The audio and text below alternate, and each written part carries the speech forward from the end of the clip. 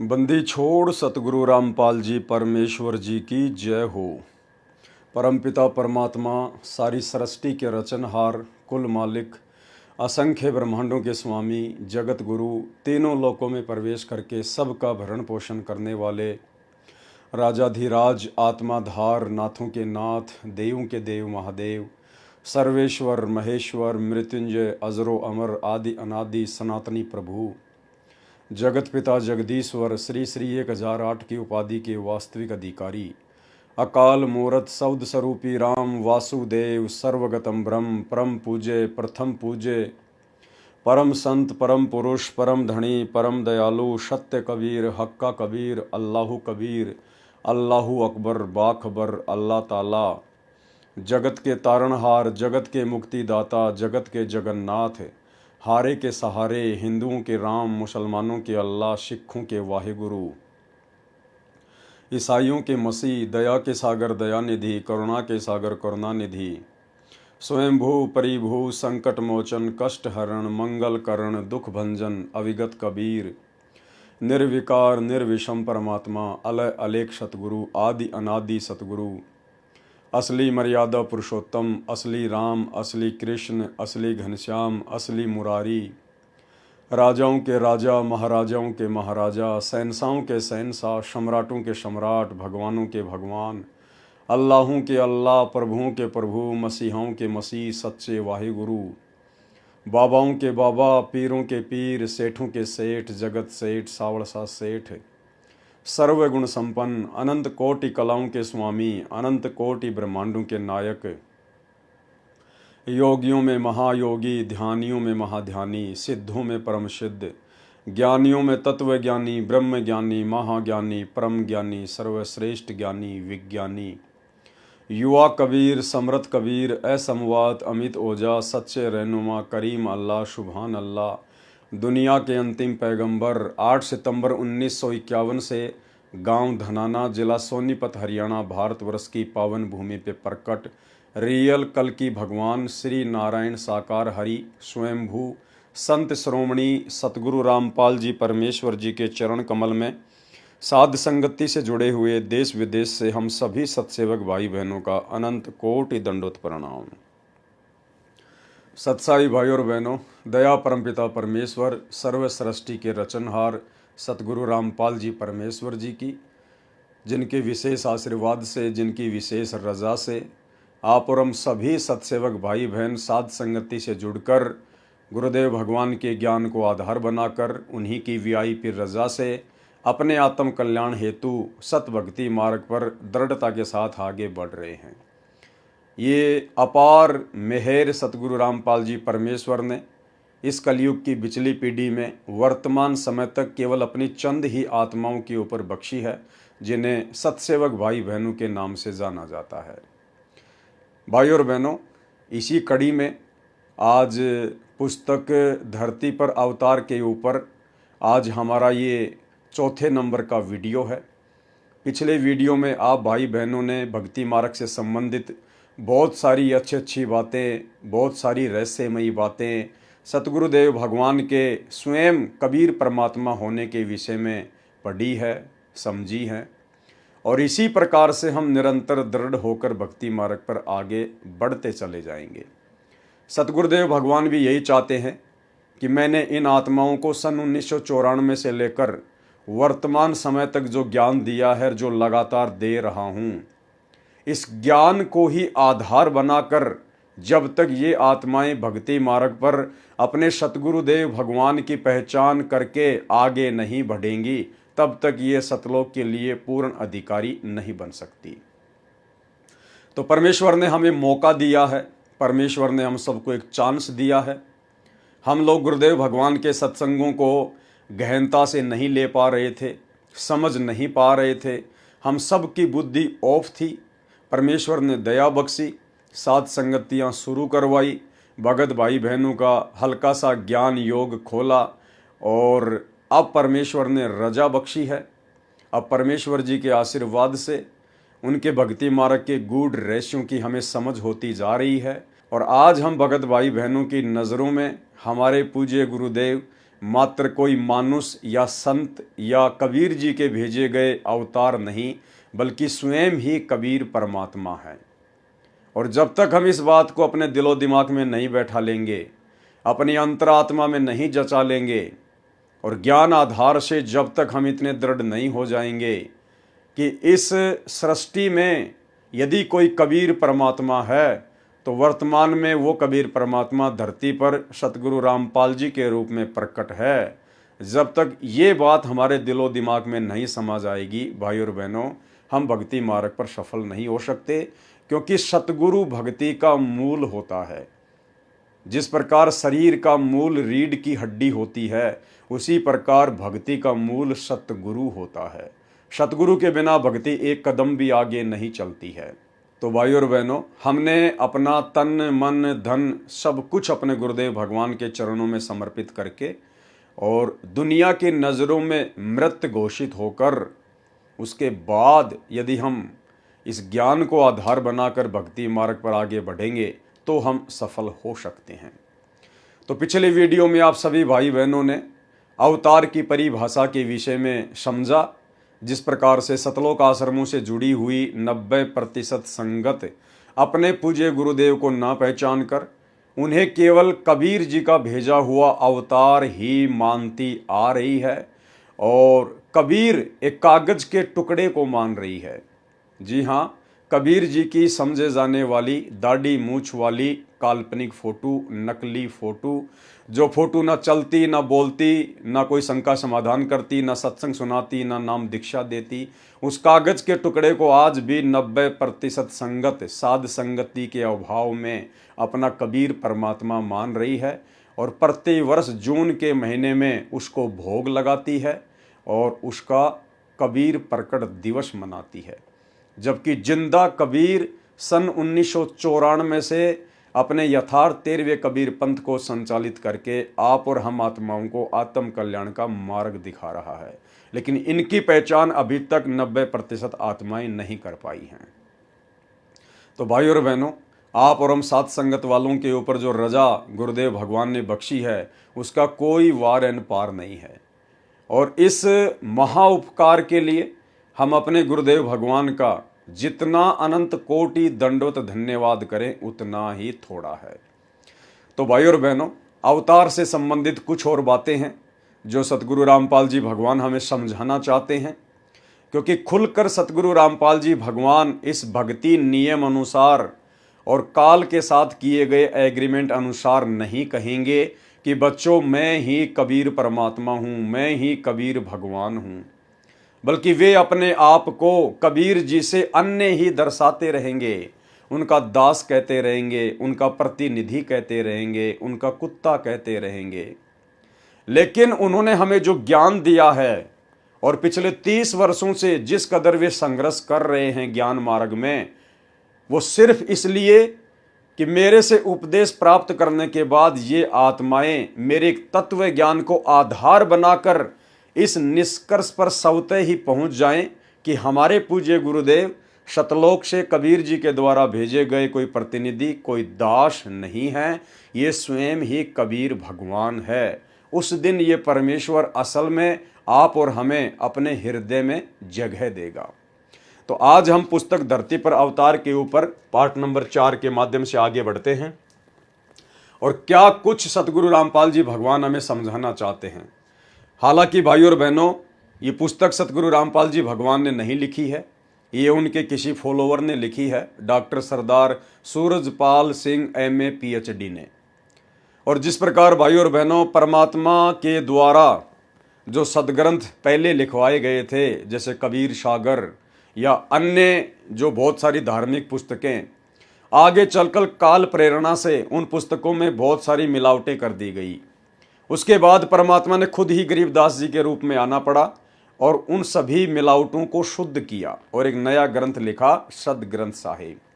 ठीक इसी प्रकार काल प्रेरणा से सतगुरु रामपाल जी परमेश्वर जी के भक्ति मार्ग में उन्हीं के भक्तों के द्वारा जो पुस्तकें लिखी गई हैं, उन पुस्तकों में उन्होंने अपने सतगुरु को कबीर परमात्मा के रूप में ना पहचान कर कुछ ज्ञान तो सतगुरु रामपाल जी के सत्संगों से ले लिया, कुछ उनकी पुस्तकों से ले लिया और कुछ अपनी मनमानी बातें इन पुस्तकों में लिख दी और भगत समाज के सामने पेश कर दी।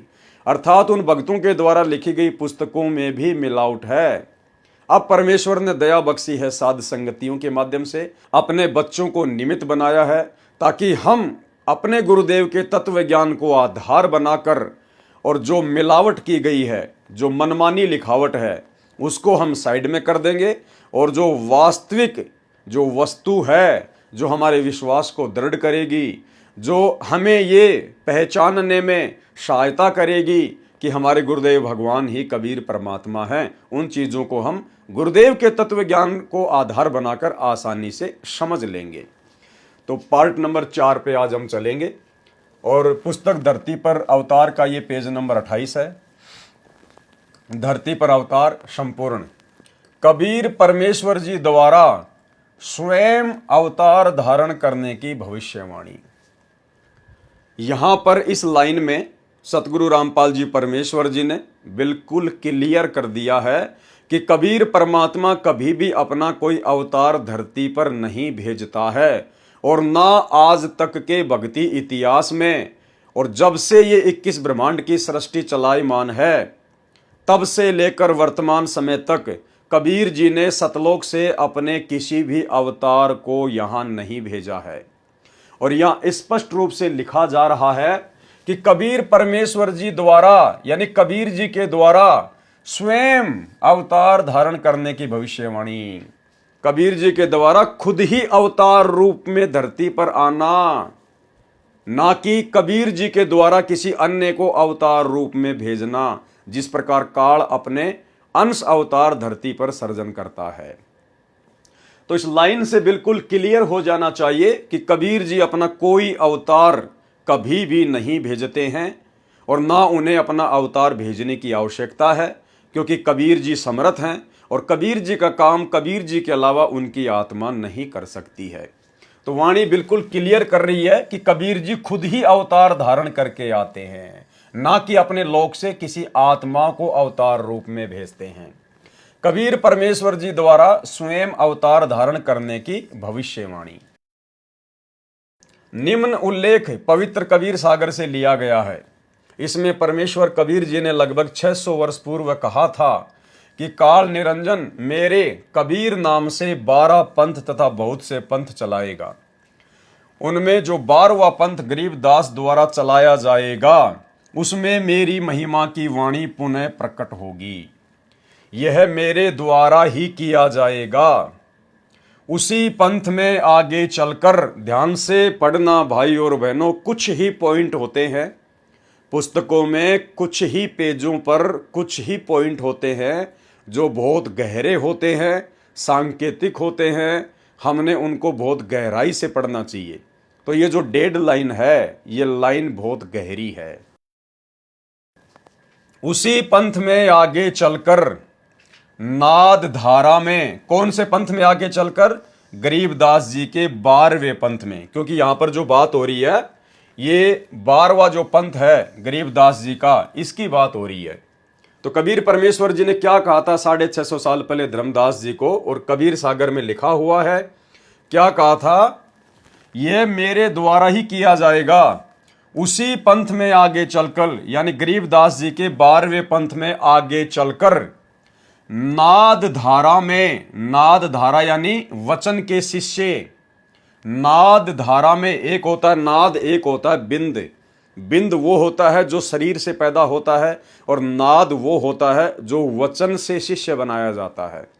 तो कबीर जी ने क्या कहा कि उसी पंथ में आगे चलकर नाद धारा में हम कौन? कबीर जी स्वयं ही आएंगे।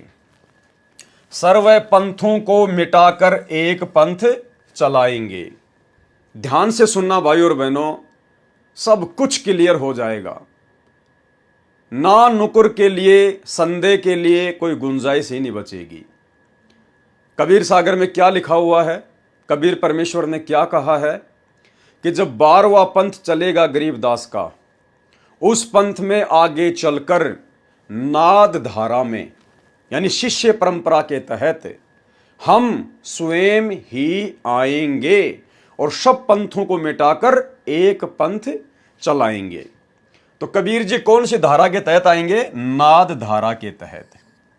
अब भाई और बहनों, आपको मैं इस 12वें पंथ से चली आ रही वो नाद धारा दिखाना चाहूंगा, जिस नाद धारा का यहां पर जिक्र किया गया है। तो भाई और बहनों, ये नाद धारा का पूरा पूरा चार्ट आप जियों के सामने है, आप जी को सब कुछ क्लियर हो जाएगा। कबीर परमेश्वर ने क्या कहा कि आगे चलकर गरीबदास जी के 12वें पंथ में नाद धारा में, नाद धारा यानी शिष्य परंपरा के तहत हम कौन? कबीर जी स्वयं ही आएंगे। तो कबीर जी आए या नहीं आए? नहीं आए तो क्यों नहीं आए, और आए हैं तो कहाँ हैं? अब हम क्लियर करते हैं। ये नाद धारा की पूरी प्रणाली है। सबसे पहले 650 साल पहले खुद कबीर परमात्मा आए, बंदी छोड़ कबीर साहिब जी महाराज, काशी उत्तर प्रदेश। कबीर जी ने अपनी नाद धारा का शिष्य बनाया, अपने वचन का शिष्य बनाया गरीबदास जी महाराज जी को। 2 नंबर पे कौन है? गरीबदास जी महाराज जी। गरीबदास जी महाराज जी ने नाद धारा के तहत अपना शिष्य बनाया संत शीतल दास जी महाराज को, बरहाना रोहतक हरियाणा वाले को। संत शीतल दास जी ने नाद धारा के तहत अपना शिष्य बनाया 4थे नंबर पर संत ध्यानदास जी महाराज को। संत ध्यानदास जी महाराज ने नाद धारा के तहत अपना शिष्य बनाया 5वें नंबर पर संत रामदास जी महाराज को। संत रामदास जी महाराज जी ने नाद धारा के तहत 6ठे नंबर पर अपना शिष्य बनाया संत ब्रह्मानंद जी महाराज, गांव करोथा रोहतक हरियाणा वाले को। संत ब्रह्मानंद जी महाराज जी ने नाद धारा के तहत 7वें नंबर पर अपना शिष्य बनाया संत जुगतानंद जी महाराज को। अब संत जुगतानंद जी महाराज जी ने नाद धारा के तहत 8वें नंबर पर अपना शिष्य बनाया संत गंगेश्वरानंद जी महाराज, बाजिदपुर दिल्ली वाले को। अब संत गंगेश्वरानंद जी महाराज जी ने नाद धारा के तहत 9वें नंबर पर अपना शिष्य बनाया संत चिदानंद जी महाराज, गोपालपुर धाम सोनीपत हरियाणा वाले को। अब संत चिदानंद जी महाराज जी ने नाद धारा के तहत 10वें नंबर पर अपना शिष्य बनाया संत रामदेवानंद जी महाराज, तलवंडी भाई, फिरोजपुर पंजाब वाले को। अब संत रामदेवानंद जी महाराज जी ने नाद धारा के तहत अपना शिष्य बनाया संत रामपाल जी भगवान को। हालांकि यहां पर संत रामपाल दास महाराज लिखा हुआ है, लेकिन अब हमें पहचान हो गई है। तो ये नाद धारा चलती आ रही है भाई और बहनों, नाद धारा। अब कबीर परमेश्वर ने क्या कहा था कि आगे चलकर उसी गरीबदास वाले 12वें पंथ में नाद धारा में हम कौन? कबीर जी स्वयं ही आएंगे। तो गरीबदास जी का जो पंथ है वो लास्ट खत्म हो जाता है संत रामदेवानंद जी महाराज जी तक, क्योंकि आगे तो 13वां पंथ नया चल गया। तो 13वें पंथ में तो 12वें पंथ की कहानी खत्म हो गई। कबीर जी ने कहा था कि हम 12वें पंथ में आगे आएंगे, तो 12वां पंथ लास्ट कहां तक है? संत रामदेवानंद जी महाराज जी तक। तो कबीर जी ने इस 12वें पंथ में आना था, क्योंकि उन्होंने खुद कहा है कि नाद धारा के तहत हम 12वें पंथ में आएंगे। तो भाई 12वें पंथ में तो नाद धारा के तहत यहां पर सतगुरु रामपाल जी भगवान आए हैं। सतगुरु रामपाल जी भगवान, तो कौन है सतगुरु रामपाल जी भगवान? खुद कबीर परमेश्वर अपने आप को छुपाते हुए और संकेत दे दिए इन पुस्तकों में, जिस आत्मा को इसी जन्म में पूर्ण मोक्ष प्राप्त करना होगा उस आत्मा के दिलो दिमाग में ये संकेत पत्थर की लकीर की तरह बैठ जाएंगे। इस मन को शक और संदेह की कोई गुंजाइश ही नहीं रहेगी। अब कोई ऑप्शन ही नहीं है भाई और बहनों, सतगुरु रामपाल जी को कबीर परमात्मा मानने के अलावा कोई ऑप्शन ही नहीं है, क्योंकि कबीर जी ने खुद कहा था कि आगे चलकर 12वें पंथ में नाद धारा में हम कबीर स्वयं ही आएंगे। अब कबीर भगवान ने कहा है तो झूठ हो नहीं सकता, क्योंकि सूरज उदय होना भूल सकता है, चांद उदय होना भूल सकता है, पृथ्वी इधर से उधर होना भूल सकती है, लेकिन संत वचन पलटे नहीं, चाहे पलट जाए ब्रह्मांड। कबीर परमात्मा ने जो वचन कह दिया वो परम सत्य है।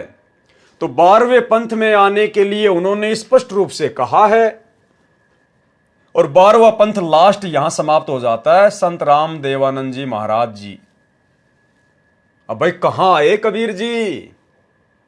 नाथ धारा के तहत तो यहां आ गए कबीर जी संत रामपाल जी का रूप बनाकर। 17 फरवरी 1988 को कबीर परमात्मा सतगुरु रामपाल जी ने लीलामय रूप से परमात्मा 8 सितंबर 1951 को गांव धनाना, जिला सोनीपत, हरियाणा में सतलोक से चलकर सह शरीर प्रकट हुए शिशु रूप में।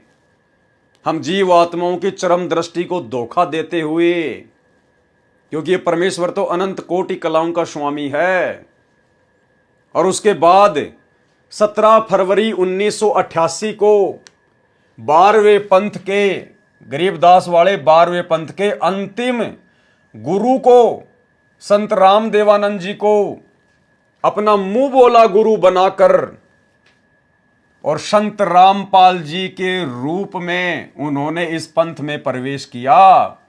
जैसा कि वहां पर उन्होंने लिखा है क्या, कि उसी पंथ में आगे चलकर नाद धारा में, यानी शिष्य परंपरा के तहत हम यानी कबीर जी स्वयं ही आएंगे और सर्व पंथों को मिटाकर एक पंथ चलाएंगे। तो बताओ, अब वर्तमान में सभी पंथों को मिटाकर एक कौन सा पंथ चलाया गया है? यथार्थ 13वां कबीर पंथ। किसने चलाया? सतगुरु रामपाल जी ने। और वहां क्या कह रहे हैं कि मैं कबीर खुद ही वो 13वां पंथ चलाऊंगा, सब पंथों को मिटाऊंगा और 12वें पंथ में नाद धारा के तहत प्रवेश करूंगा। तो ये लीला है परमपिता परमेश्वर जी की, सतगुरु रामपाल जी के रूप में 12वें पंथ में प्रवेश करने की। इसलिए दास आप भाई बहनों को बार बार बोलता है और प्रमाण भी दिखाता है कि हमारे जो दादा गुरुजी हैं संत राम देवानंद जी, ये संत रामपाल जी के गुरु नहीं हैं, बल्कि यहां पर उल्टी गंगा बह रही है, उल्टी गंगा। संत रामपाल जी, संत रामपाल जी संत राम देवानंद जी के गुरु हैं, संत राम देवानंद जी के सतगुरु हैं, क्योंकि ये स्वयं कबीर भगवान है, स्वयं कबीर परमात्मा। और यही सारी बातें समझने के लिए उन्होंने ये तत्व ज्ञान दिया है। आप और हमें कोई नॉर्मल ज्ञान नहीं दिया। श्री राम और भीलनी की कथा सुनाकर टाइम पास नहीं किया, कृष्ण सुदामा की कथा सुना सुनाकर हमारा टाइम पास नहीं किया, मनोरंजन नहीं किया। हमें परमेश्वर ने सृष्टि का सर्वश्रेष्ठ तत्व ज्ञान दिया है, ताकि उस ज्ञान को आधार बनाकर हम इस रहस्य को समझ सकें। अब आप लोगों के अनुसार यदि कबीर जी संत रामपाल जी को 1997 में आके मिले, बहुत सारे जो नादान भाई बहन हैं वो कहेंगे कबीर जी तो 1997 में आए थे। 1997 में भाई उन्होंने तो ये कहा था कि मैं नाद धारा में आऊंगा, शिष्य परंपरा के तहत आऊंगा। तो 1997 में यदि कबीर जी आए हैं तो कौन सी धारा के तहत आए? उन्होंने किसको आके अपना गुरु बनाया? वो तो उनकी बात ही झूठी हो गई, क्योंकि उन्होंने तो कहा था कि मैं तो 12वें पंथ में आऊंगा और मैं तो नाद धारा के तहत आऊंगा, शिष्य परंपरा के तहत आऊंगा। तो भाई जब से सतगुरु रामपाल जी परमेश्वर जी ने नाम उपदेश देना शुरू किया है सन 1994 से, सन 1994 में ही 12वां पंथ समाप्त हो चुका था और कबीर जी आए दाढ़ी मूछ वाले आप लोगों के अनुसार 1997 में। तो कबीर जी तो 12वें पंथ की समाप्ति के 3 साल बाद में आए हैं, मार्च 1997 में। जो आप लोग कहते हो कि दिन के 10 बजे सतगुरु रामपाल जी को मिले, सतनाम और सारनाम का आदेश देकर अंतर ध्यान हो गए, तो वे तो 12वें पंथ के समाप्त होने के बाद में आए हैं।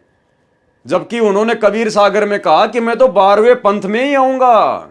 तो 12वें पंथ में तो सतगुरु रामपाल जी आए हैं। ये हैं कबीर परमात्मा, क्योंकि परमात्मा का वचन कभी फैल नहीं हो सकता। साधु बोले सहज स्वभाव, और साधु का बोलिया मिथ्या ना जाए। तो ये स्वयं ही कबीर भगवान है। और एक छोटा सा सत्संग आप भाई बहनों के विश्वास के लिए, कि जो महापुरुष यथार्थ 13वां कबीर पंथ चलाएगा वो कौन होगा? वो समर्थ सत्य कबीर ही होगा। तो यथार्थ 13वां कबीर पंथ किसने चलाया? सतगुरु रामपाल जी ने चलाया, 1994 में चलाया। तो कौन है सतगुरु रामपाल जी? समर्थ सत्य कबीर। सुनिए। घर घर बोध विचार हो, ये चर्चा चला करेगी कैसी गलती ना करना, और दुर्मति दूर बहाए, सबकी दुर्मति दूर चली जाएगी, और कलयुग में एक हो सब बरते सहज सुभाए। कहा उग्र का शूद्र हो, हर सब की भवभीर। अब कहते हैं उस संत के द्वारा चलाए गए उस पंथ में, चाहे कोई निकम्मा आदमी हो उग्र, और चाहे कोई बिल्कुल शूद्र हो, वहाँ कोई भेदभाव नहीं रहेगा, सबको सेट किया जाएगा, सबकी बुराई छुटाई जाएंगी, और वहाँ सबकी ही भीड़ होगी, यानी बहु संख्या में उसके अनुयायी होंगे। कहा उग्र का शूद्र हो, हर सबकी भवभीर, और सो समान दृष्टि है वो समर्थ सत कबीर। उस पंथ का चलाने वाला ये समझ लेना वो समर्थ कबीर ही होगा, जो सबको समान दृष्टि से व्यवहार करेगा, वहाँ ऊंच नीच नहीं रहेगी। तो भाई और बहनों, नाद धारा के तहत परमेश्वर कबीर जी के 12वें पंथ में आने का ये प्रकरण उम्मीद करता हूं आप भाई बहनों को पूरी तरह से समझ में आ गया होगा, और इस बात के लिए आपके मन में कोई गुंजाइश भी नहीं रही होगी कि हमारे गुरुजी कबीर जी नहीं होंगे, बल्कि आपको फिट बैठ गया होगा कि हां, परमेश्वर का वचन फैल नहीं हो सकता, और 12वें पंथ में हमारे गुरुदेव भगवान आए हैं, और इन्होंने ही 13वां कबीर पंथ चलाया है। तो हमारे गुरुदेव खुद ही कबीर परमात्मा हैं। चलिए अब हम आगे बढ़ते हैं। ये मेरे द्वारा ही किया जाएगा। उसी पंथ में आगे चलकर नाद धारा में हम स्वयं ही आएंगे, सर्व पंथों को मिटाकर एक पंथ चलाएंगे। कृपया आप पढ़ें विस्तृत विवरण। परमेश्वर ने स्वयं न आकर संत रामपाल दास जी महाराज को अपनी शक्ति प्रदान करके भेजा है। अब ये लेखक की अपनी सोच है, ये लेखक की अपनी ज्ञानहीनता है, अज्ञानता है। ऊपर बिल्कुल क्लियर हो गया कि कबीर जी खुद ही संत रामपाल जी के रूप में आ चुके हैं, अपना 13वां यथार्थ कबीर पंथ चला चुके हैं, और अवतार रूप में उन्होंने स्वयं ही आने की बात कही थी, जो कि वो 12वें पंथ में आ चुके हैं। अब यहां पर क्या लिखा जा रहा है लेखक के द्वारा, डॉक्टर सरदार सूरजपाल सिंह MA PhD के द्वारा? अरे भाई, जब ऊपर सब कुछ क्लियर हो गया सरदार जी, क्या आपको समझ में नहीं आया? इतना सब कुछ क्लियर लिखा हुआ है, क्या आपको यह समझ में नहीं आया कि संत रामपाल जी कौन है? खुद ही कबीर जी हैं या कबीर जी के द्वारा भेजे गए हैं? लेकिन भाई और बहनों, उस समय उन भाई बहनों की बुद्धि ऑफ थी, और ये बुद्धि परमात्मा ने बरवाला कांड के बाद में साध संगतियों के माध्यम से ही खोलनी थी। तभी आज ये कंसेप्ट क्लियर हो रहे हैं, समझ में आ रहे हैं। अन्यथा इन पुस्तकों को लिखे हुए भाई और बहनों 15-20 साल हो गई, आज तक कोई भी भगत इन पुस्तकों को नहीं समझ पाया, इन संकेतों को, इन रहस्यों को नहीं जान पाया।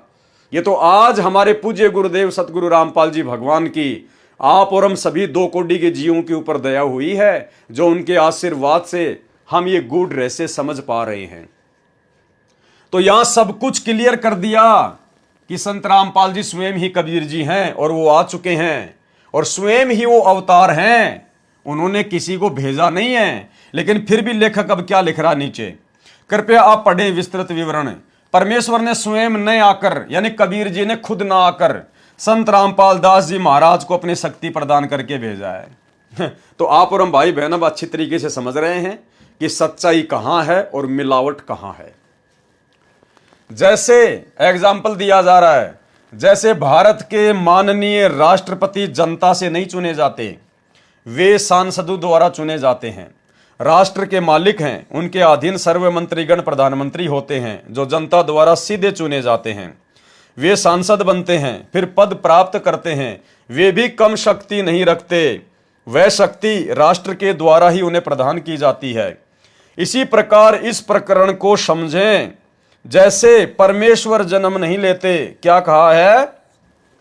जैसे परमेश्वर जन्म नहीं लेते। परमेश्वर कौन? कबीर जी। जैसे परमेश्वर जन्म नहीं लेते, अवतार जन्म लेते हैं। अवतार जन्म लेते हैं। जन्म कौन लेता है? अवतार। और जब परमेश्वर खुद ही अवतार बन के आता है तो वो जन्म नहीं लेता। जन्म कौन लेते हैं? मां के पेट से जेर में लिपट के कौन आता है? अवतार आता है। लेकिन यहां स्पष्ट कर दिया भाई और बहनों, ध्यान रखना, जैसे परमेश्वर जन्म नहीं लेते, जन्म कौन लेता है? अवतार। सतगुरु रामपाल जी भगवान आप और हमारे विश्वास को दृढ़ करना चाह रहे हैं कि बच्चों, मैं किसी का भेजा गया कोई अवतार नहीं हूं और मैंने जन्म नहीं लिया है, क्योंकि यहां पर पूरा कंसेप्ट क्लियर हो गया कि सतगुरु रामपाल जी कौन है। खुद ही कबीर जी हैं और 12वें पंथ में नाद शिष्य परंपरा के तहत आए हैं। तो सतगुरु रामपाल जी कौन हुए? परमेश्वर। और यहां पर गुरुदेव क्या कह रहे हैं? जैसे परमेश्वर जन्म नहीं लेते, तो हमारे गुरुदेव भगवान परमेश्वर हैं, उन्होंने जन्म नहीं लिया। जन्म कौन लेता है? अवतार जन्म लेते हैं। और अवतार हमारे गुरुजी हैं नहीं। हमारे गुरुजी तो खुद ही अवतार बन के आए हैं। हमारे गुरुजी सतलोक से कबीर जी के द्वारा भेजी गई कोई आत्मा नहीं है, कोई अवतार नहीं है। हमारे गुरुजी खुद ही कबीर जी हैं और खुद ही सशरीर धरती पर अवतरित हुए हैं। ये खुद ही अवतार हैं। अगर कबीर जी के द्वारा कोई आत्मा भेजी जाती, उसको कहते हैं अवतार, और वो आत्मा फिर यहां पर जन्म लेकर अपना कार्य करती है। तो आ गया बिल्कुल कंसेप्ट समझ में कि हमारे गुरुजी खुद ही परमेश्वर हैं, खुद ही कबीर जी हैं और हमारे गुरुजी ने जन्म नहीं लिया है। ये परमात्मा है, अनंत कोटि कलाओं का स्वामी है, ये कुछ भी लीला कर सकता है। नामा और रैदास रसीला, कोई न जाने इस अविगत की लीला। तो क्लियर हो गया भाई और बहनों। अब कभी भी अपने गुरुजी को अवतार कहने की या समझने की मां भूल मत करना। अपने गुरु को केवल परमेश्वर ही मानकर चलना है। जैसे परमेश्वर जन्म नहीं लेते, अवतार जन्म लेते हैं। अवतार जिस भी प्रभु के लोक से आते हैं, वे उसी से शक्ति प्राप्त होते हैं, उसी के प्रतिनिधि होते हैं। संत रामपाल दास जी महाराज के रूप में कबीर परमेश्वर का अवतार धार कर आने के प्रमाण देखें। अब फिर यहां पर लेखक लिख रहा है कि संत रामपाल दास जी महाराज जी के रूप में कबीर परमेश्वर का अवतार धार कर आने के प्रमाण देखें। 2 लाइन पहले तो संत रामपाल जी को कबीर जी के द्वारा भेजा गया शक्ति युक्त अवतार बता दिया, और यहां क्या लिख रहा है 2 लाइन बाद में कि संत रामपाल दास जी महाराज के रूप में कबीर जी द्वारा अवतार धारण करके आने का प्रमाण। पवित्र कबीर सागर में जो आपके समक्ष फोटोकॉपी सहित प्रस्तुत है, कबीर वाणी कबीर सागर पेज नंबर 136 पर 12 पंथों का विवरण दिया है। 12वें पंथ गरीबदास पंथ 12वां पंथ लिखा है। कबीर सागर कबीर चरित्र बोध पेज नंबर 1870 के विषय में कबीर सागर कबीर वाणी प्रश्न नंबर 136-137 पर वाणी लिखी है कि 12 पंथ चलो सो भेद। अब इसमें हम आगे चलेंगे, हमारे मतलब की चीज हम निकालेंगे, जो ये है जो कि 12वें पंथ के बारे में कही गई है कि 12वें पंथ हम ही चली आवें। किसने कहा? कबीर परमेश्वर ने कहा, 650 साल पहले कहा। कबीर सागर में यह लिखा हुआ है, पेज नंबर आपको बता दिए गए हैं। और क्या कहा उस सतवादी परमात्मा ने, जिसका बोला हुआ कभी झूठ नहीं होता, कि 12वें पंथ हम ही चली आवें। कबीर जी ने कहा था कि गरीबदास जी के 12वें पंथ में हम ही चलकर आएंगे और सब पंथ मिटा एक ही पंथ चलावें। और वीडियो भाई और बहनों आपको पहले दिखा दिया गया है, बिल्कुल क्लियर हो चुका है कि आज धरती पर 13वें पंथ का संचालक वो समर्थ सत्य कबीर सतगुरु रामपाल जी परमेश्वर स्वयं ही है। अब हम आगे बढ़ेंगे। भावार्थ है कि 12वां पंथ जो गरीबदास जी का चलेगा, उस पंथ सहित अर्थात उपरोक्त 12 पंथों के अनुयायी मेरी महिमा का गुणगान करेंगे तथा हमारी साखी लेकर जीव को समझाएंगे, परंतु वास्तविक मंत्र से अपरिचित होने के कारण साधक असंख्य जन्म सतलोक नहीं जा सकते, क्योंकि 12वें पंथ में किसी के पास भी सतनाम और सार नाम नहीं था। उपरोक्त 12 पंथ हमको ही प्रमाण करके भक्ति करेंगे, यानी नाम तो कबीर जी का चलेगा उन 12 पंथों में, लेकिन मोक्ष मंत्र नहीं होंगे, परंतु स्थायी स्थान सतलोक प्राप्त नहीं कर सकते। 12वें पंथ गरीबदास वाले पंथ में आगे चलकर हम कबीर जी स्वयं ही आएंगे तथा सब 12 पंथों को मिटाकर एक ही पंथ चलाएंगे। अब सतगुरु रामपाल जी परमेश्वर जी ने सन 1994 से अपने 13वें पंथ की शुरुआत करके और सभी शास्त्रों को दिखा दिखा के पिछले 30 वर्षों से और ज्ञान आधार से 12 पंथ तो छोड़िए, इस धरती पर जितने भी काल प्रेरित नकली साधु संत पंथ हैं सबको समाप्त कर दिया है, और थोड़े दिनों में ये वैसे भी समाप्त हो जाएंगे और पूरी पृथ्वी पर सतगुरु रामपाल जी परमेश्वर जी का ही ज्ञान रह जाएगा। उस समय तक सार शब्द तथा सार ज्ञान अर्थात तत्व ज्ञान छुपा कर रखना है, यानी 12वें पंथ में किसी के पास भी वो सार नाम सार शब्द नहीं था, उसको तो छुपा के रखना था। तो भाई हमारे दादा गुरु जी कौन से पंथ में थे? 12वें पंथ में। और सार नाम के बिना, सार शब्द के बिना मुक्ति नहीं हो सकती, तो हमारे दादा गुरु जी की मुक्ति कैसे हो सकती है? क्योंकि 12वें पंथ में तो किसी के पास सार शब्द था ही नहीं, सार नाम था ही नहीं। अब आप जी ये कहेंगे कि साहब गुरु जी ने सत्संगों में कहा है कि आदरणीय गरीबदास जी से लेकर फिर उनके शिष्य शीतलदास जी, फिर ऐसे ऐसे गुरु शिष्य परंपरा के तहत एक एक आत्मा के पास में वो सार शब्द आ रहा है। कोई सार शब्द नहीं आ रहा, ये तो परमात्मा गुप्त रूप में लीला करते हैं। अन्यथा हमारे मन में ये सवाल खड़े हो जाते कि भाई फिर संत रामपाल जी के पास में सार नाम कहां से आ गया, संत रामपाल जी के पास में सार शब्द कहां से आ गया?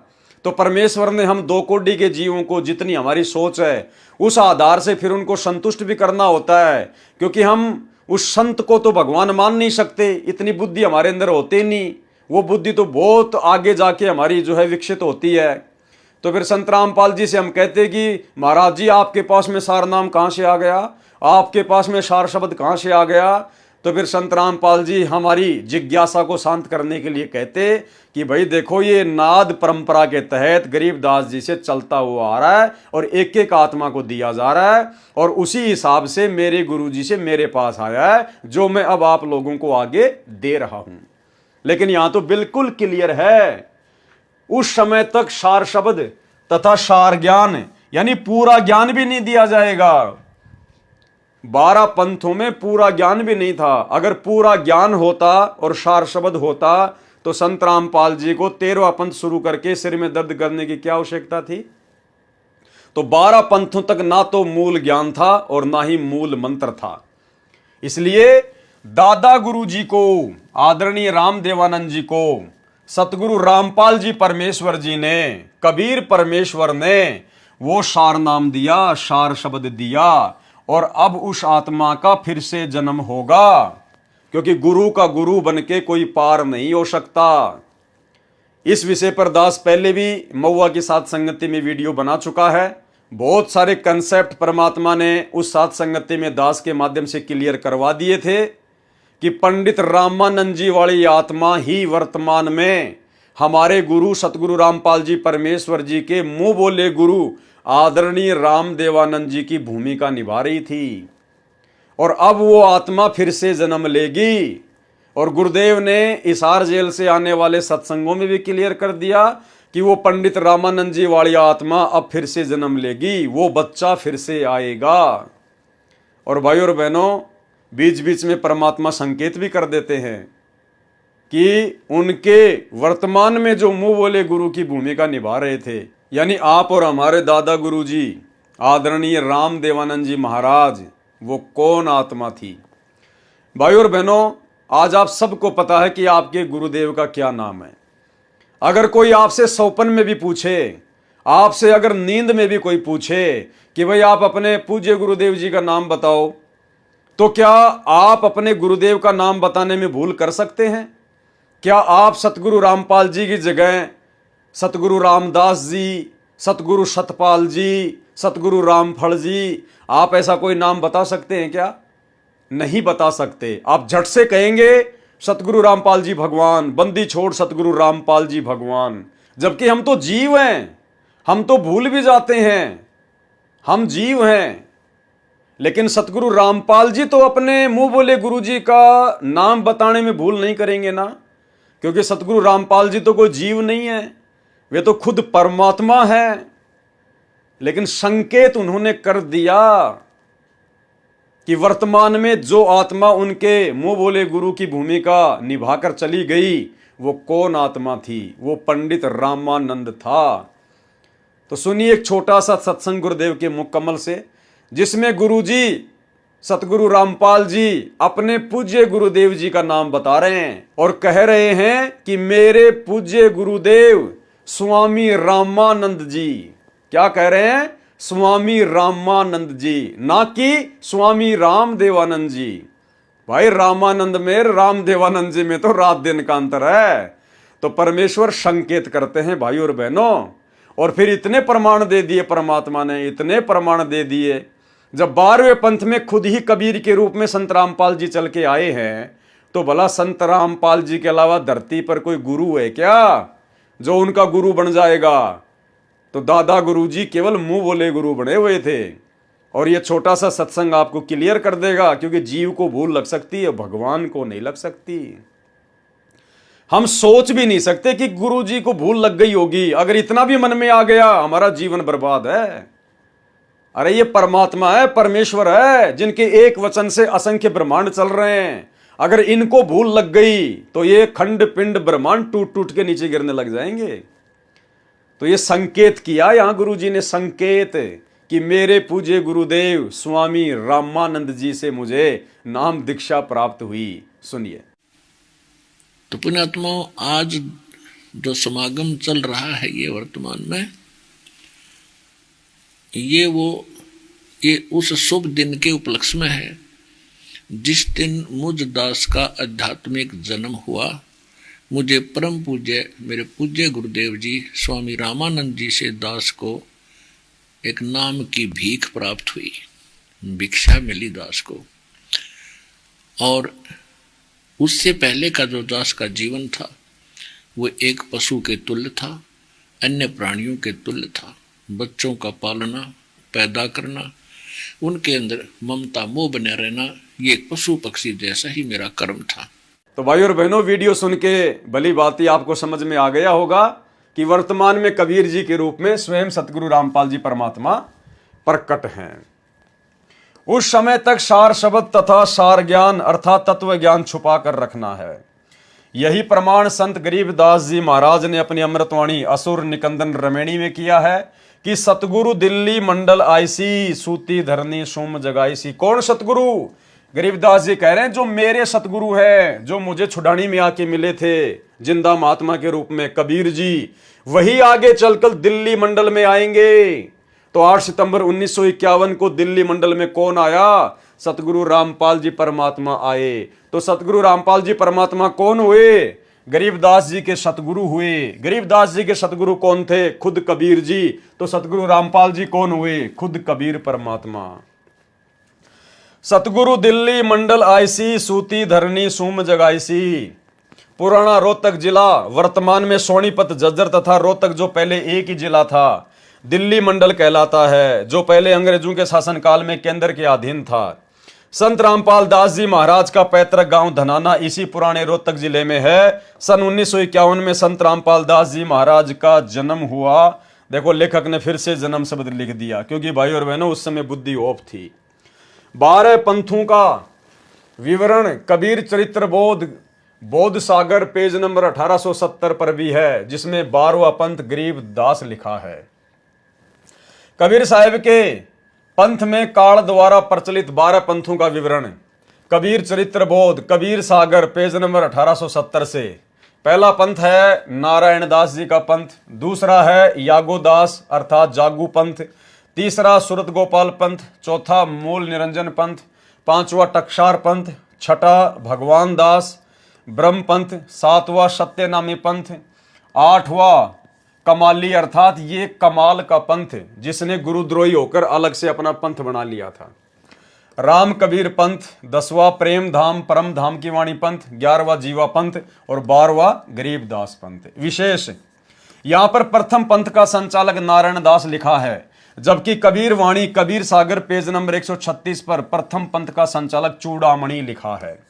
शेष प्रकरण ठीक है, इसमें भी दामाखेड़ा वालों ने चूड़ामणि को हटाने का प्रयत्न किया है, उसके स्थान पर नारायण दास लिख दिया, जबकि नारायण दास तो बिल्कुल विपरीत था, उसका तो विनाश हो गया था। नारायण दास का जो कि धर्मदास का पुत्र था, जो काल ने भेजा था, उसका तो वंश ही समाप्त हो गया था। इसलिए प्रथम पंथ चूड़ामणि जी का ही मानना चाहिए। दूसरी बात है कि कबीर वाणी कबीर सागर पेज नंबर 136 पर लिखी वाणी में चूड़ामणि को मिलाकर ही 12 पंथ बनते हैं। अब आगे देखिए भाई और बहनों, विचार करें, परमेश्वर कबीर जी ने स्वयं ने आकर संत रामपाल दास जी महाराज को अपनी शक्ति प्रदान करके भेजा है। अब भाई और बहनों, यदि आपको ये बातें समझ में आ गई हैं, क्लियर हो गई है, आपकी आत्मा ने स्वीकार कर लिया है कि हमारे गुरुजी खुद ही कबीर जी हैं और 12वें पंथ में नाद धारा के तहत आ चुके हैं। अब जब भी आप इस प्रकार की बातें सुनेंगे ना, जो आपके गुरुजी को छोटा साबित करेंगी, जो आपके गुरुजी को कबीर जी का भेजा गया कोई अवतार बताएंगी, उनका भेजा गया कोई दास बताएंगी, या कबीर जी से थोड़ी बहुत शक्ति लेकर सतलोक से आई हुई कोई आत्मा बताएंगी, तो आपकी आत्मा उन बातों को बिल्कुल भी स्वीकार नहीं करेंगी। जैसे दास ने अभी ये लाइन पढ़ी, तो आपकी आत्मा ने बिल्कुल भी स्वीकार नहीं किया कि नहीं भाई, हमारे गुरुजी तो खुद ही अवतार हैं, हमारे गुरुजी तो खुद ही कबीर जी हैं, कबीर जी के द्वारा भेजी कोई आत्मा नहीं है। परमेश्वर कबीर जी ने स्वयं ने आकर संत रामपाल दास जी महाराज को अपनी शक्ति प्रदान करके भेजा है। जैसे भारत के माननीय राष्ट्रपति जनता से नहीं चुने जाते, वे सांसदों के द्वारा चुने जाते हैं, राष्ट्र के मालिक हैं, उनके अधीन प्रधानमंत्री तथा सर्व मंत्रीगण होते हैं जो जनता द्वारा सीधे चुने जाते हैं। वे सांसद बनते हैं, फिर पद प्राप्त करते हैं, वे भी कम शक्ति नहीं रखते, वह शक्ति राष्ट्र के द्वारा ही उन्हें प्रदान की जाती है। इसी प्रकार इस प्रकरण को समझे, जैसे परमेश्वर जन्म नहीं लेते, अवतार जन्म लेते हैं। तो हमारे गुरुदेव परमेश्वर है, उन्होंने जन्म नहीं लिया है, अवतार जन्म लेते हैं। जैसे काल ने श्री राम को भेजा, श्री राम ने त्रेता युग में कौशल्या से जन्म लिया, द्वापर में देवकी से श्री कृष्ण जी ने जन्म लिया, क्योंकि वो काल के अवतार थे। अवतार जिस भी प्रभु के लोक से आते हैं, वे उसी से शक्ति प्राप्त होते हैं, उसी के प्रतिनिधि होते हैं। संत रामपाल दास जी महाराज के रूप में कबीर परमेश्वर का अवतार धारण करके आने के प्रमाण देखें पवित्र कबीर सागर में, जो आपके समक्ष फोटोकॉपी सहित प्रस्तुत है। अब वही एक पंथ संत रामपाल दास जी महाराज द्वारा परमेश्वर कबीर जी की आज्ञा व शक्ति से चलाया जाएगा। नहीं, सतगुरु रामपाल जी खुद ही कबीर जी हैं, उनको आज्ञा देने वाला कोई नहीं है, वे तो केवल एक लीला कर रहे हैं अपने आप को छुपाते हुए। जो सभी पंथों को एक करेगा, अब उसी बंदी छोड़ कबीर परमेश्वर जी ने वह पूर्ण ज्ञान तत्व ज्ञान संत रामपाल दास जी महाराज 13वें वंश द्वारा प्रकट कराया है। लेखक कह रहा है कि वो संपूर्ण ज्ञान अब कबीर जी ने संत रामपाल दास जी के द्वारा प्रकट करवाया है। अब आगे आपको दिखाएंगे भाई और बहनों, यहां पर जो संत रामपाल जी को जो 13वां जो वंश बताया गया है, तो 13वां वंश कौन है?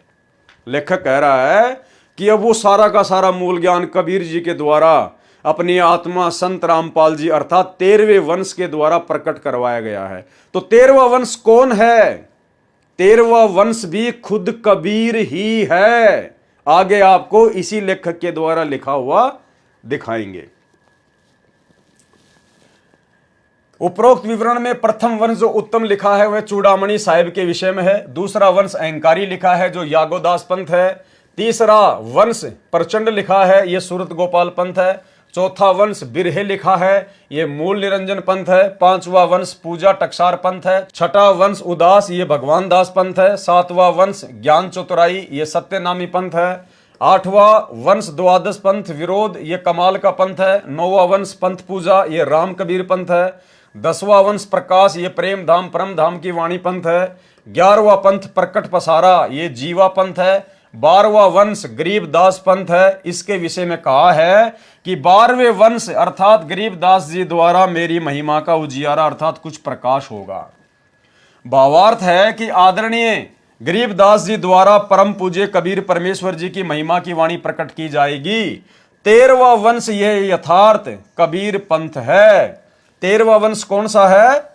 कबीर पंथ है, जो संत रामपाल दास जी महाराज द्वारा पिछली पीढ़ी के उद्धार के लिए प्रारंभ कराया है। कबीर परमेश्वर ने अपनी अमृतवाणी में काल से कहा था, ध्यान से सुनना भाई और बहनों, कंसेप्ट क्लियर होते चले जाएंगे। परमात्मा कहते हैं चोर चुरावे तूमड़ी गाडे पानी मां, वो गाडे व ऊपर आवे सच्चाई छानी ना। काल प्रेरणा से लेखक ने चाहे कितना ही सत्य को दबाने का प्रयास किया हो, लेकिन आज परमेश्वर ने आप और हमें वो तत्व ज्ञान दे दिया जिसकी रोशनी में हम अच्छी प्रकार से देख सकते हैं कि सच्चाई क्या है और गलत कहां लिखा हुआ है। अब देखना, कबीर परमेश्वर ने यानी कबीर जी ने अपनी वाणी में काल से कहा था कि तेरे 12 पंथ चल चुके होंगे, तब हम अपना नाद अर्थात वचन शिष्य परंपरा वाला वंश अर्थात अंश भेजेंगे। ये मेरा वचन उस समय सत्य सिद्ध होगा जब कलयुग 5505 वर्ष बीत चुका होगा। तो लेखक के इस लेख के द्वारा यह समझाने का प्रयास किया गया है कि 650 साल पहले कबीर जी ने धर्मदास जी से कहा था कि धर्मदास 650 साल बाद बहुत ही घोर कलयुग आ जाएगा, जब पिछली पीढ़ी शुरू होगी, कोई किसी की बात नहीं मानेगा, सब उल्टी पूजा पाठ में लग जाएंगे। उस समय मैं अपना अंश भेजूंगा, मैं अपनी आत्मा भेजूंगा और उस समय वो मूल ज्ञान दिया जाएगा। तो धर्मदास जी बहुत ज्यादा चिंतित हो गया और धर्मदास जी ने कहा कि हे परमात्मा, आप ये क्या बात कह रहे हो? जब आज आप खुद प्रकट हो और आज ही दुनिया आपकी बात नहीं मान रही और आप कह रहे हो कि 600 साल बाद तो घोर कलयुग आ जाएगा, और उस समय आप कह रहे हो कि मैं अपनी किसी आत्मा को भेजूंगा, मैं अपने किसी वंश को भेजूंगा, तो भगवान जब आज दुनिया आपकी बात नहीं मान रही तो 600 साल बाद में आपके वंश की बातें कहां से सुनेगी? तो धर्मदास जी बहुत ज्यादा चिंतित हो गए। तब कबीर परमात्मा ने कहा कि धर्मदास, मैं तुझे सच्चाई बताऊं क्या? तो कबीर परमात्मा ने कहा कि मैं खुद ही जाऊंगा, मैं खुद ही जाऊंगा 12वें पंथ में। 12वें पंथ हम ही चल आवें और सब पंथों को मिटा के एक ही पंथ चलावें। तब जाकर धर्मदास जी को धैर्य हुआ कि हां परमात्मा, आप जाओगे तब तो बात बन जाएगी। और दूसरी तरफ परमात्मा ने काल के साथ जो एग्रीमेंट किया था उसमें परमात्मा ने इस प्रकरण को छुपाया और परमेश्वर ने काल को कहा कि मेरा वंश जाएगा, मेरी आत्मा जाएगी। क्योंकि अगर परमात्मा खुद कह दे कि मैं खुद जाऊंगा तो काल इस बात को नहीं समझ सकता था। इसलिए परमात्मा ने काल के आगे अपने आप को छुपाया और काल के सामने परमात्मा ने कहा कि मेरा वंश जाएगा, और धर्मदास जी को परमात्मा ने सच्चाई बता दी कि मैं खुद ही जाऊंगा। सुनिए, तो परमात्मा ने कहा था कि चौथा युग जब कलयुग आवेगा तब हम अपना एक दास भेजेंगे। अब वहां काल के सामने परमात्मा ने कहा कि हम अपना दास भेजेंगे, और कबीर वाणी चैप्टर में परमात्मा ने धर्मदास जी से, जब धर्मदास जी घने चिंतित हो गए थे कि हे परमात्मा, आपने सतनाम और सारनाम गुप्त रख दिया और इसके बिना मोक्ष नहीं हो सकता। आपने मुझ किंकर के ऊपर दया करी दास पे, और 42 वंश भी पीढ़ी बख्श दी, मेरी वंश चलेगा। तो हे परमात्मा, सारनाम और सतनाम बिना पार नहीं हो सकते, तो मेरे बच्चे कैसे पार होंगे? ऐसे कलेजा पकड़ के बैठ गया। परमात्मा ने सोचा भाई ये घना दुखी हो गया। तब परमेश्वर ने कहा कि सुन ले, काल ने क्या कहा था, द्वादश पंथ करूं मैं साजा, नाम तुम्हारा ले करूं आवाजा। द्वादश पंथ नाम जो लेगी, हमरे मुख में आन समोही। जाओ जोग जीत संसारा, जीवन माने कहा तुम्हारा। जीव तुम्हारा कहा न माने, हमारी ओढ़ हो बाद बखाने। अब इतना समय नहीं रहा, मैं वो सारे प्रमाण आज नहीं दिखा पाऊंगा आपको कि 12 पंथ कौन कौन से हैं। तो 12 पंथ, 12वां पंथ गरीबदास पंथ बताया है, लिखा कवि सागर में। तो परमात्मा ने कहा तू चिंता ना करे धर्मदास, जब 5500 वर्ष कलयुग बीत जाएगा तब या बिचली पीढ़ी आवेगी, और बिचली पीढ़ी तक यो ज्ञान और तत्व ज्ञान और सतनाम सारनाम कति गुप्त रखना है, नहीं तो काल के दूतों का हाथ लग जाएगा, मेरा सारा मिशन खराब हो जाएगा। तो परमात्मा ने देखा कि यो बिल्कुल चिंतित हो गया घना। तब परमेश्वर ने कहा धर्मदास जब साची बताऊं तेरे ते। तब धर्मदास ने कहा कि भगवान आज कितना अच्छा समय है, कलयुग स्टार्ट है सन 1398 में और 1512 तक है, और आज भी लोग ना मानते, और आप कह रहे हो आगे तो भयंकर कलयुग पैदा कर देगा, काल ऐसा जुल्म कर देगा, हाहाकार मच जाएगी, इंसान कृतघ्नी हो जाएंगे। तो उस समय कैसे पार होंगे? आज तो आप भी विद्वान हैं और फिर भी ना मान रहे ये लोग। तो परमात्मा ने कहा जब 5500 वर्ष कलयुग बीतेगा और बर्मा वंश चल चुका होगा इस काल का, यानी गरीबदास पंथ तक, तो उस बार में पंथ में मैं आऊंगा स्वयं, तो उस बार में पंथ में मैं आऊंगा स्वयं, तो उस बार में पंथ में मैं आऊंगा स्वयं, और फिर सभी पंथों को खत्म करके एक पंथ बनाऊंगा और सारी सृष्टि मेरा ही नाम लेगी। तेरे 42 वंश क्या सारी सृष्टि ने पार करूंगा धर्मदास, इन 42 की तो चिंता छोड़ तू। तब उसका दिल डटा था, और काल के सामने परमात्मा ने थोड़ा सा भेद रखा कि मैं अपना अंश भेजूंगा, और काल के सामने परमात्मा ने थोड़ा सा भेद रखा कि मैं अपना अंश भेजूंगा। तो भाई और बहनों, वीडियो से आपको समझ में आ गया होगा, परमात्मा एक तीर से अनेकों शिकार करते हैं।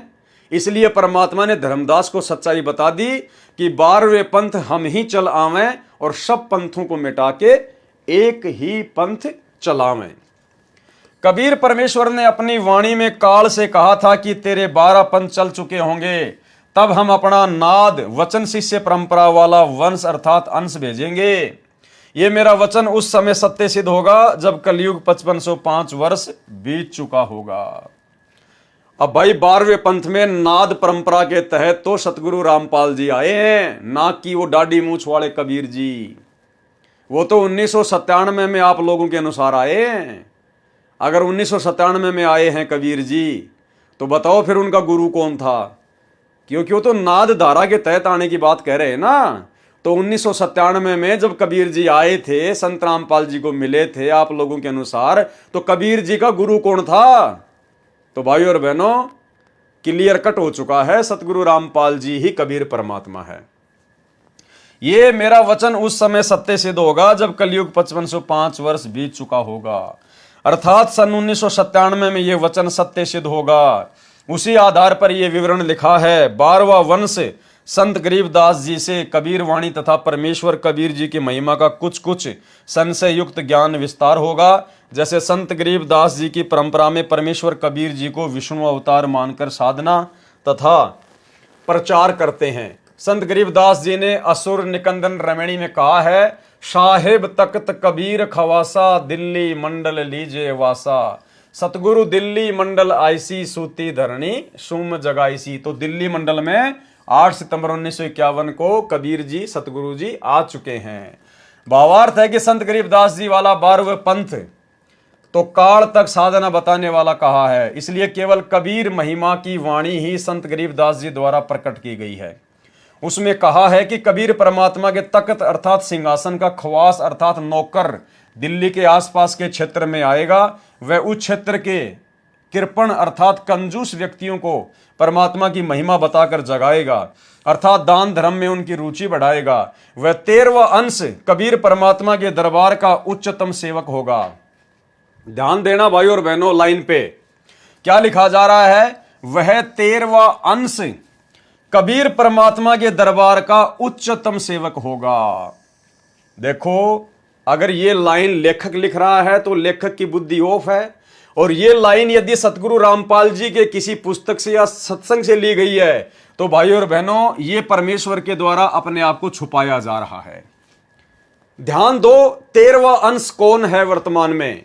वह 13वां अंश कबीर परमात्मा के दरबार का उच्चतम सेवक होगा, कबीर परमात्मा के दरबार का नौकर होगा। तो पहले तो हम ये क्लियर करेंगे कि वर्तमान में 13वां वंश कौन है, 13वां अंश कौन है। खुद सतगुरु रामपाल जी परमेश्वर जी के मुख कमल से सुनिए। यानी 12वां पंथ गरीबदास जी के द्वारा जो चलाया जाएगा उसमें मेरी महिमा का कुछ कुछ उजियारा सा होगा, क्लियर नहीं होगा। और 13वें वंश मिटे सकल अंधियारा। बोल सतगुरुदेव की जय।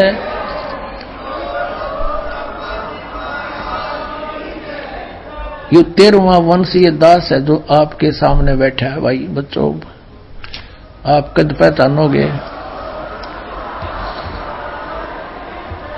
तो क्लियर हो गया, खुद सतगुरु रामपाल जी ही 13वां वंश है, 13वां अंश है। अब यहां पर 13वें अंश सतगुरु रामपाल जी को कबीर जी के दरबार का नौकर बताया गया है, लेकिन जस्ट 2 लाइन बाद में 13वां अंश आप देखेंगे खुद ही कबीर है। वह 13वां अंश अर्थात सतगुरु रामपाल जी कबीर परमात्मा के दरबार का उच्चतम सेवक है। वह कबीर परमेश्वर का अत्यंत कृपा पात्र होगा। यानी यहां पर संत रामपाल जी को अर्थात 13वें वंश को अलग कर दिया और कबीर जी को अलग करके दिखाया गया है। वह कबीर परमेश्वर का अत्यंत कृपा पात्र होगा। अब देखो भाइयों और बहनों, सच्चाई तुरंत परमात्मा ने हमारे सामने लाके रख दी। ऋग्वेद मंडल 1 सूक्त 1 मंत्र 7 में उप अग्ने अर्थात उप परमेश्वर कहा है। इसलिए पूर्ण परमात्मा, कौन पूर्ण परमात्मा? कबीर जी अपना भेद छुपाकर दास रूप में प्रकट होकर अपनी महिमा करता है। दास रूप में भी कौन प्रकट होता है? खुद कबीर परमात्मा ही प्रकट होता है और अपनी महिमा करता है। यानी खुद ही अपने आप को दास बताकर और कबीर किसी और को बताकर खुद ही अपनी महिमा गाता है। जैसा सन 1994 से सतगुरु रामपाल जी खुद ही कबीर भगवान है, लेकिन अपने आप को कबीर का दास बताकर कबीर की महिमा गा रहा है। इसलिए पूर्ण परमात्मा अपना भेद छुपाकर दास रूप में प्रकट होकर अपनी महिमा करता है। इसलिए उसी परमेश्वर को ऋग्वेद मंडल 10 सूक्त 4 मंत्र 6 में तस्करा अर्थात आंखों में धूल झोंक कर कार्य करने वाला तस्कर कहा है। तो सन 1994 से सतगुरु रामपाल जी आंखों में धूल झोंककर ऋग्वेद के अनुसार तस्कर की भूमिका निभा रहे हैं। तस्कर की, आप और हमारी आंखों में धूल झोंक रहे हैं ताकि हम ज्ञान से उनकी पहचान करें, और काल की आंखों में धूल झोंक रहे हैं ताकि वो समझ ना सके कि भाई ये वो संत नहीं हो सकता, क्योंकि उसको पता है कि कबीर भगवान का भेजा गया संत भी आग लगा के रख दे किस ब्रह्मांड में एक क्षण में, तो वो भी डगमग हो जाता है कि यार ये वो संत नहीं हो सकता, कबीर परमात्मा का भेजा हुआ कोई संत नहीं हो सकता, मेरा कोई भाई नहीं हो सकता, जोगजीत नहीं हो सकता। नहीं तो वो तो एक सेकंड में आग लगा दे यहां पर, क्योंकि काल के द्वारा जितने भी साधु संत यहां भेजे जाते हैं, दुर्वासा है, चुनक ऋषि है, ये 2 मिनट में आंखें लाल कर लेते हैं, श्राप दे देते हैं। तो काल ने सोचा कि यार मैंने करोथा कांड करवा दिया, बरवाला कांड करवा दिया, 21 महीने उस संत को पहले जेल में डाला, 10 साल से अब जेल में बैठा है, ये वो संत नहीं हो सकता, वरना वो तो 2 मिनट में आग लगा दे। तो इस प्रकार से परमात्मा शील, संतोष, विवेक, दया, अक्षमा, इन सभी गुणों को अपने अंदर धारण करके और एक तस्कर की तरह काल की आंखों में धूल झोंक के अपने मिशन को हिसार जेल में बैठ के पूरा कर रहा है। इसलिए उसी परमेश्वर को ऋग्वेद मंडल 10 सुक्त 4 मंत्र 6 में तस्करा अर्थात आंखों में धूल झोंक कर कार्य करने वाला तस्कर कहा है। श्री नानक जी ने उसे ठगवाड़ा कहा है। इसीलिए 13वें अंश को, 13वां अंश कौन, ध्यान रखना भाई और बहनों, कंसेप्ट क्लियर होने वाला है।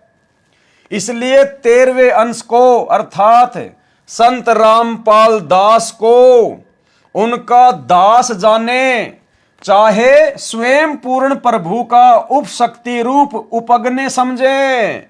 इसलिए लिखा है कि 12वें अंश की परंपरा में हम ही चलकर 13वें अंश रूप में आएंगे।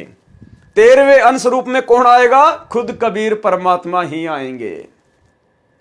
और यहां पर क्या लिख दिया गुरुदेव भगवान ने कि चाहे तो उस 13वें अंश को, चाहो तो उस 13वें अंश को, इसलिए 13वें अंश को यानी सतगुरु रामपाल जी को, कोष्टक में नाम भी लिखा हुआ है, इसलिए 13वें अंश को संत रामपाल दास को उनका दास जानो, चाहे स्वयं पूर्ण प्रभु का उपशक्ति उपगने समझें। इसलिए लिखा है कि 12वें अंश की परंपरा में यानी 12वें पंथ में नाद धारा में हम ही चलकर 13वें अंश रूप में, यानी कौन? खुद कबीर जी ही 13वें अंश रूप में। 13वां अंश कौन? सतगुरु रामपाल जी 13वें अंश रूप में आएंगे।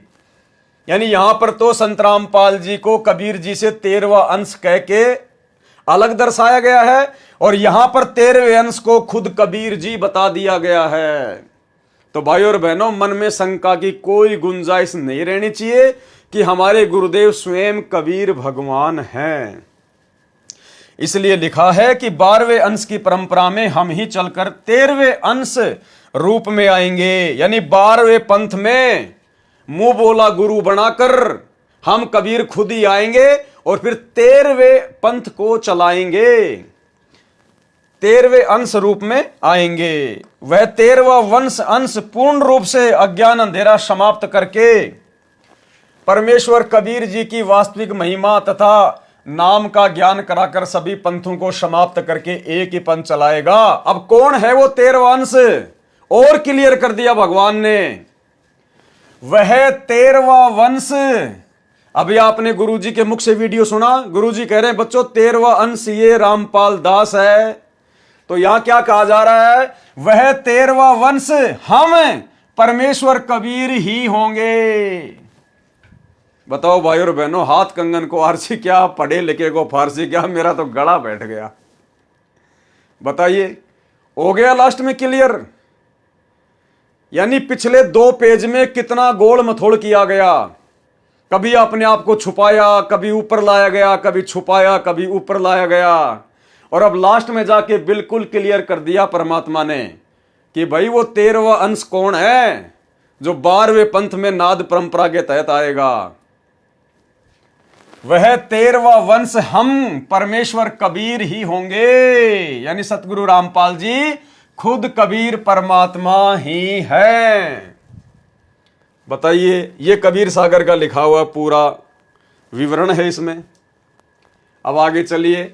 अब ये पुस्तक धरती पर अवतार का 37 नंबर पेज है और हम यहां से लेंगे। कबीर परमेश्वर जी द्वारा अवतार धारण का समय, यानी कब अवतार लेंगे कबीर परमात्मा, कब सतलोक से चलकर खुद ही प्रकट होंगे। सत्य कबीर वचन अत सब संवेद की स्फुट वार्ता चौपाई, फोटो कॉपी कबीर सागर बोध सागर, दोहा 5 सहस्र अरु 500 जब कलयुग बीत जाए, महापुरुष फरमान तब जग तारण को आए।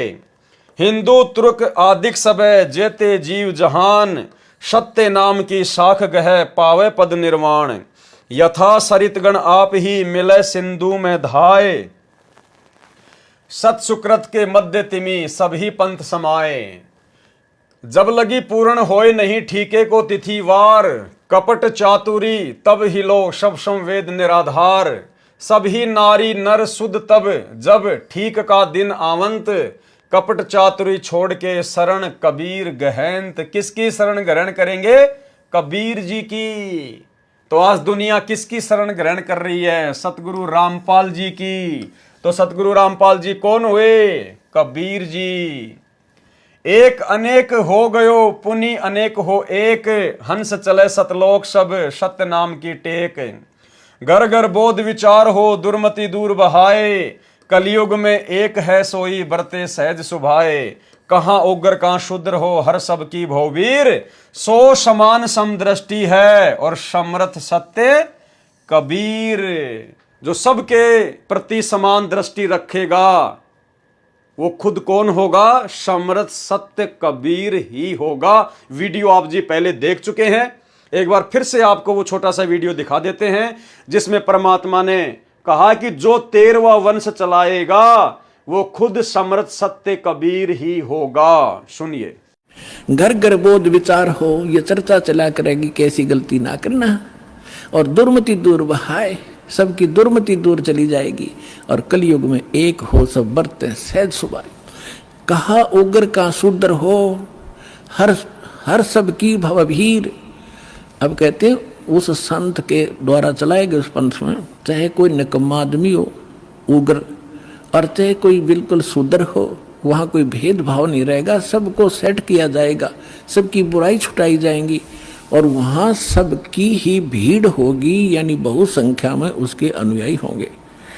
कहा उग्र का शूद्र हो हर सबकी भवभीर, और सो समान दृष्टि है वो समर्थ सत कबीर। उस पंथ का चलाने वाला ये समझ लेना वो समर्थ कबीर ही होगा, जो सबको समान दृष्टि से व्यवहार करेगा, वह ऊंच नीच नहीं रहेगी। परम पूज्य परमेश्वर कबीर जी ने कहा है कि जिस समय कलयुग 5500 वर्ष बीत जाएगा उस समय महापुरुष मेरी आज्ञा से विश्व उद्धार के लिए प्रकट होगा। वह महापुरुष सतनाम का भेदी होगा, वह अधिकारी होगा उस सत्य नाम को प्रदान करने का। विश्व के सर्व हिंदू मुसलमान व अन्य धर्मों में विभाजित मानव तथा अन्य प्राणी भी जो मानव जीवन प्राप्त करेंगे वे सर्व सत्य नाम की महिमा से परिचित होकर उस सच्चे नाम को उस महापुरुष मेरे द्वारा प्राप्त करके पावे पद निर्वाण पूर्ण मोक्ष पद प्राप्त करेंगे। उस मेरे भेजे संत के द्वारा चलाए सत सुकृत पवित्र वास्तविक मोक्ष मार्ग के पंथ में सर्व पंथ ऐसे विलीन हो जाएंगे जैसे सर्व नदियां स्वतः ही समुद्र में मिलकर एक हो जाती हैं। केवल एक ही पंथ हो जाएगा। जब तक वह निर्धारित समय नहीं आएगा तब तक तो मेरे द्वारा कहा गया यह सब संवेद निराधार लगेगा, यानी झूठा लगेगा। परंतु जब वह ठीक का दिन निर्धारित दिन आएगा तब सभी स्त्री पुरुष कपट त्याग कर शुद्ध होकर कबीर मुझ सर्वेश्वर कबीर जी की शरण ग्रहण करेंगे। जो सर्व मानव समाज अनेकों धर्मों में विभाजित हो चुका है वह पुनः एक हो जाएगा। सर्व जीवात्माएं भक्ति युक्त विकार रहित होकर हंस बन जाएंगे तथा अविकारी तथा भगत होकर सत्यलोक में चले जाएंगे। उस समय घर घर में परमेश्वर कबीर परमेश्वर का निर्मल ज्ञान चर्चा का विषय बनेगा। सर्व मानव दुर्मति त्याग कर नेक नीति अपनाएगा। इसी कलयुग में जो माया के लिए भागदौड़ मची है वह शांत हो जाएगी। सर्व मानव शांत स्वभाव के बन जाएंगे, चाहे कोई उग्र डाकू चोर या अन्य कारण से समाज को दुखी करने वाला, चाहे कोई नीची जाति का हो, सर्व एक होकर रहेंगे। अब आगे की जो लाइन है भाइयों और बहनों, ये हमारे वीडियो की लास्ट लाइन है और ये लाइन भी बिल्कुल क्लियर कर देगी कि सतगुरु रामपाल जी खुद ही कबीर भगवान हैं, कबीर परमात्मा हैं। क्या कह रही है लाइन? वह महापुरुष, जिस महापुरुष के बारे में इतनी सारी बातें बोली गई है ना, वह महापुरुष अर्थात तत्वदर्शी संत रूप में प्रकट सर्व के प्रति समान दृष्टि वाला समर्थ सत्य कबीर स्वयं सर्वशक्तिमान कबीर है। यानी जो कबीर आएगा वो तत्वदर्शी संत की भूमिका निभाएगा। तत्वदर्शी संत बनकर वो ज्ञान देगा, जो 13वां अंश होगा वो। तो आज तत्वदर्शी संत बनकर 13वें पंथ को चलाकर ज्ञान कौन दे रहा है? सतगुरु रामपाल जी, क्योंकि स्पष्ट लिखा है परमात्मा ने, हम जीवों की दो कौड़ी की छोटी सोच को देखते हुए, ताकि मेरे बच्चे मुझे पहचान लें। वह महापुरुष अर्थात तत्वदर्शी संत रूप में प्रकट।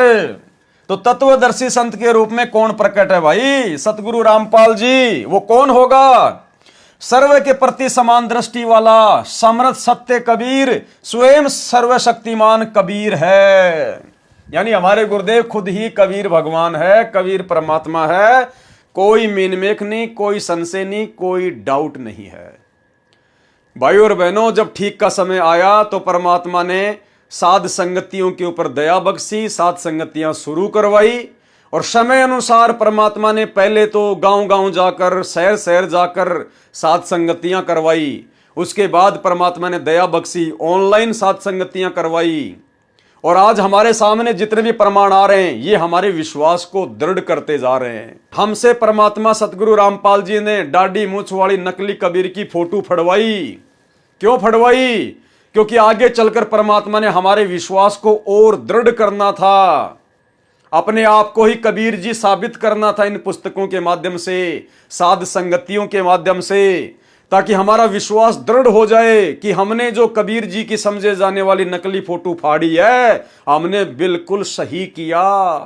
क्योंकि आत्मा का पति एक है, एक कै सादे सब सदै, सब सादे सब जाए, और माली सींचे मूल को फले फूले अघाए। तो भाई और बहनों, आज से पहले साध संगतियों में जो भी बातें हजारों वीडियो बना के आप भाई बहनों के सामने ज्ञान आधार से रखी गई हैं, आज परमात्मा उन साध संगतियों में बोली गई प्रत्येक बात का अपनी पुस्तकों के माध्यम से खुलकर समर्थन कर रहे हैं। इसलिए हम भाई बहनों को कोई डाउट ही नहीं होना चाहिए कि साध संगतियां किसी पवन दास का चलाया हुआ कोई मनमुखी सिस्टम नहीं है। मैं दो कोडी का जीव, भला मेरी क्या औकात इस परमात्मा के मार्ग में। अल्लाह मेहरबान तो पवन दास पहलवान, और जब तक उनकी दया रहेगी तब तक ही पहलवान रहूंगा, कोई परमानेंट का ठेका थोड़ी है। या जीव अगर जरा भी मान बढ़ाई में आया, अहंकार में आया, अपनी औकात को भूला, उसी समय परमात्मा पीछे से लात मार के और पवन दास जैसे 380 खड़े कर देगा अपने कार्य के लिए। तो भाई पवन दास तो भगत है, भगत ही बन के रहेगा। परमात्मा का कुत्ता हूं और कुत्ता ही बन के रहूंगा। कुत्ते की क्या औकात होती है, कुत्ते को अच्छे से पता है। तो भाई और बहनों, निसंशय अपने गुरुदेव भगवान के प्रति समर्पित होकर और भक्ति मार्ग पर दृढ़ता के साथ में हम आगे बढ़ते रहें। आने वाले दिनों में ये आश्रम वाले तो छोड़ो, ये पूरी दुनिया साध संगति से जुड़ेगी। साध संगति यानी परमात्मा सतगुरु रामपाल जी का यथार्थ 13वां कबीर पंथ, जो नियम आप और हम भाई बहन पिछले 7-8 वर्षों से फॉलो करते आ रहे हैं। केवल घर में अपने गुरुजी की फोटो, गुरुजी को भोग लगाना, घर घर में गुरुजी का आसन लगाना, और ये दाढ़ी मूंछ वाले कबीर जी की फोटो, गरीबदास जी की फोटो, दादा गुरुजी की फोटो, इन सबको घर से बाहर निकाल देना। लॉकेट में केवल अपने गुरुजी की फोटो, केवल अपने गुरुजी का अकेले का जयकारा लगाना, ये सारे कार्य ये आश्रम वाले तो छोड़ो। पूरी दुनिया, जिस प्रकार परमात्मा ने कहा है कि बहुत सारी जो नदियां होती हैं वो समुद्र में आके मिलती हैं, जो जो लोग सतगुरु रामपाल जी परमात्मा की शरण ग्रहण करेंगे वे सब साध संगति वाले नियम ही फॉलो करेंगे, और तभी भक्ति सफल होगी, नहीं तो भक्ति सफल नहीं हो सकती। तो आप और हम भाई बहनों का सौभाग्य, जो परमात्मा ने हमें निमित्त बनाया। परमात्मा ने समय रहते, समय से पहले आप और हमें अपने गोद में बैठा लिया, साध संगति में बैठा दिया। तो आप और हम परमेश्वर की कितनी प्यारी आत्मा होंगी उनके भक्तों में से भी। तो भाई और बहनों, हमारे अंदर कोई डाउट, कोई शंका नहीं होनी चाहिए। बाकी साध संगति से किसी को जबरदस्ती बांध के नहीं रखा जाता है, क्योंकि साध संगति में ना तो कोई कोऑर्डिनेटर है, ना कोई सरपंच है, ना कोई मुखिया है, ना साध संगतियों का कहीं कोई आश्रम है। हमारा तो घर घर आश्रम है। ना साध संगति में किसी के पीले पर्चे निकाल के उनको डराया जाता है, ना धमकाया जाता है, ना साध संगति में कोई ज्योति पाठ का पैसा लिया जाता है। यहां तो बिल्कुल खुला मार्ग है। जो परमात्मा की मर्यादाओं को फॉलो कर सके वो सत्सेवक, वो साध संगति वाला। अन्यथा साध संगति में जुड़ने के लिए आपका कोई आधार कार्ड नहीं लिया जाता, आपका कोई बायोडाटा नहीं लिया जाता। जो आत्मा ज्ञान आधारी है, जिसको भगवान चाहिए, जिसको परमात्मा चाहिए, मोक्ष चाहिए, भैया वो साध संगति से जुड़कर भक्ति कर पाएगा, अन्यथा वो टिक ही नहीं पाएगा। अगर आ भी गया तो ज्यादा दिन नहीं ठहर पाएगा। यहां तो परमेश्वर के हीरे मोती लाल ही रुक सकते हैं। तो भाइयों और बहनों, बहुत बड़ी दया सतगुरु रामपाल जी परमात्मा की, और कंसेप्ट इसी प्रकार से आगे भी क्लियर होते रहेंगे। परमात्मा से हम अर्ज करेंगे, प्रार्थना करेंगे कि परमेश्वर हमें अपनी सेवाओं में दिन रात लगाए रखना, ताकि परमात्मा इस बहाने हम आपके चरणों से चिपके रहें। अन्यथा हम भी दो कोटि के जीव है परमात्मा, खाली दिमाग शैतान का घर होता है। जैसे सतलोक आश्रम मैनेजमेंट हरियाणा का हो चुका है, और उन आश्रम वालों के पीछे लगी हुई बेचारी नादान संगत का हो चुका है। तो भाई और बहनों, आज के वीडियो में केवल इतना ही। कल रात्रि 9 बजे Facebook page Pawan Das is live के ऊपर फिर से परमेश्वर की महिमा के लिए हाजिर होंगे। तब तक गुरुदेव भगवान हम सबको आज्ञा दे, इजाजत दे, आशीर्वाद दे। बंदी छोड़ सतगुरु रामपाल जी भगवान की जय हो।